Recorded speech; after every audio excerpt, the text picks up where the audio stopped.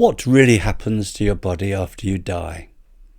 And why do so many people who've come back from the edge describe the same strange, vivid experiences? What will we each look like and see around us in the future? In exploring these questions, I will begin with an early reported case of a man who was declared dead and revived and described leaving his body and choosing to return. I then highlight common near-death experience patterns: heightened awareness, separation from the body, and encounters with others, while considering both scientific explanations and their limits. Finally, I introduce Emanuel Swedenborg's idea of a spirit body that survives death and reflects our inner nature. Now, an account recorded in the United States in the 19th century tells of a man who fell into a deep coma as a result of typhoid fever. For several hours he was said to have no perceptible pulse, and for a time his breathing could not be detected. His doctor declared him dead, and the church bells in his village began to toll. Yet unexpectedly he recovered a consciousness, and when he did, he described an experience that would later come to be recognized as characteristic of what we now call a near-death experience. He spoke of a sensation of separating from his physical body, like a soap bubble, he said, drifting gently until the separation was complete. He then felt himself settle as though lightly descending, and became once more aware of a human-like form. He described himself as translucent, faintly blue in tone, and without physical substance. At one point, he attempted to make contact with those gathered near his bedside, but found that his presence went entirely unnoticed. Passing through another person without resistance, he realized that he was no longer part of the physical scene before him. And looking down, he saw his own body laid out as it had been prepared. He recalled being struck not with fear, but with a kind of calm curiosity, and even a sense of amusement. The thought occurred to him that those present were mistaken in identifying that body as himself. He felt, he said, fully alive, more so than before, and entirely free from the illness that had afflicted him. He went on to describe being conveyed along what he saw as a road of great beauty before encountering a barrier. At that point he was told that to proceed further would mean he could not return. He was also given a choice. If he believed his work in life was not yet complete, he could go back. A moment later, he experienced a sudden transition and found himself once again within his physical body. Now, accounts of this kind have been collected and studied in modern times by researchers who have documented thousands of similar reports, thousands of them. Despite differences in culture and personal belief, certain patterns recur with notable consistency.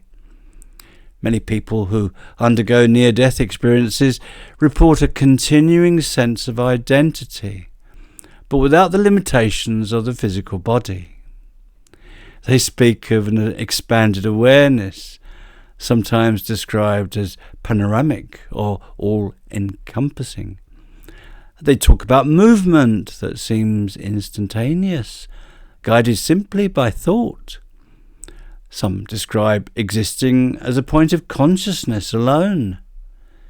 More commonly, however, individuals report a form that resembles the human body, though altered, free from pain, illness, or aging, and often perceived as luminous or transparent. Communication in these accounts frequently occurs without speech, as if thoughts are directly shared. Encounters with others are also widely reported. These figures, sometimes recognized as deceased relatives, may not always appear in physical detail, yet are nonetheless immediately known. Public interest in such experiences grew significantly following the publication of the book Life After Life in 1975. In that work, Raymond Moody brought together a series of case studies, many of which included reports of individuals observing events from a vantage point outside their physical bodies, occasionally describing details that could later be corroborated. What then are we to make of these accounts? There is an apparent consistency in these reports that indicates consciousness can be independent of brain functioning. Yet, to the scientific perspective, this cannot be anything more than a suggestion, because subjective experience, no matter how consistently reported, can never be the same as objective observation. Having said that, it's also true that science cannot prove consciousness vanishes at death. Near-death experiences are understood to occur when the brain is under extreme stress. During events such as cardiac arrest, blood flow to the brain is sharply reduced. Consciousness is lost, and within a short time, measurable electrical activity may cease. Yet the picture is not entirely straightforward. The boundary between life and death is less clear-cut than it once seemed. With modern resuscitation techniques, in addition to mouth-to-mouth, individuals are sometimes revived after even prolonged periods, without a detectable heartbeat or breathing during that time. Even the absence of measurable brain activity does not always mark an irreversible end. Some researchers suggest that near-death experiences can arise from neurochemical change in the brain under extreme conditions. For example, surges of hormones affecting perception and emotion. Alternatively, it can be argued that the brain, in such a severely perilous state, may not be capable of generating the vivid, structured experiences that people report. 300 years ago, the Swedish thinker Emanuel Swedenborg wrote extensively of his own extraordinary experience of a hidden realm. Excuse me. His account does tie in with what near-death experiencers usually say. He described what we can call a spirit body. It is a form of us, solid and real as we are used to, but composed, he said, of a different kind of substance than our physical biology. But neither is it insubstantial, wispy. Instead, he maintained it is a fully realized body, one that sees, hears, and feels, perhaps even more vividly than in physical life, one that moves, perhaps with more agility than when we were alive in the body of the physical body. Swedenborg maintained that before we die, our spirit body is already joined to our physical body, although we just are not aware of this. He views our physical body that we live in now as merely a temporary outer garment for who we are. The spirit separates from the body and awakens into the afterlife realm, he says. He called that the spiritual world. So at death, the physical body dies and is left behind forever. And our spirit body endures and survives death and then becomes fully apparent. And Swedenborg describes this as a process where the spirit is withdrawn from the body and the person is seen in their true essential form, a spirit person. Now, he says that he has seen that after death, some people do not at first realize they have entered the realm of the afterlife. Reason being is their spirit body looks and feels just as their natural body did. Same thoughts, same feelings, same appearance. Swedenborg even notes that newly arrived people who have recently died may believe they're still in the material world, except for not seeing those who remain behind. They don't realize they're dead.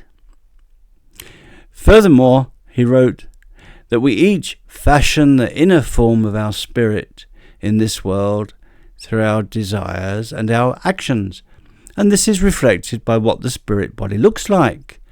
So he says it is shaped by our inner character, especially our strong desires and intentions. He wrote that from the abundant experience in the afterlife realm, he had learned that the character of a person from head to toe is shown by his or her spirit body. The spirit body is not just a shell, but is the outward expression of the mind and heart. If one loves what is good and is orientated towards the needs of others, then one's spirit body, he says, appears harmonious, beautiful and angelic. But unfortunately, if what one loves is bad and self-centered, then one's spirit body appears, he says, deformed or ugly, reflecting that spiritual disorder. In the afterlife realm, no one, he says, can hide their true character as they can do on earth. Their face, their body, their voice, and their aura, their sphere, all reveal the realities of what they desire and what they understand. Literally, their spiritual states become visible and perceptible to others. Well, in this video, I've recounted a 19th century near-death experience in which a man declared dead from typhoid fever, later revived and described leaving his body, observing the physical world from outside it, and encountering a boundary where he was given the choice to return. I then explored common features of near-death experiences that have been reported across different societies, including a continued sense of identity, a heightened awareness, a freedom from physical limitations, and encounters with other beings. I've noticed both scientific explanations, such as brain activity under extreme stress, and I've talked about the limits of what science can conclude about consciousness after death.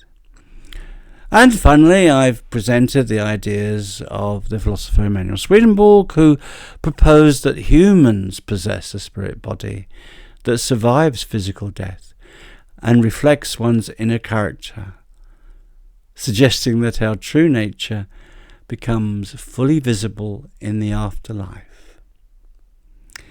Well, thanks for listening to me. And if you've been interested, why not give me a like and offer a comment?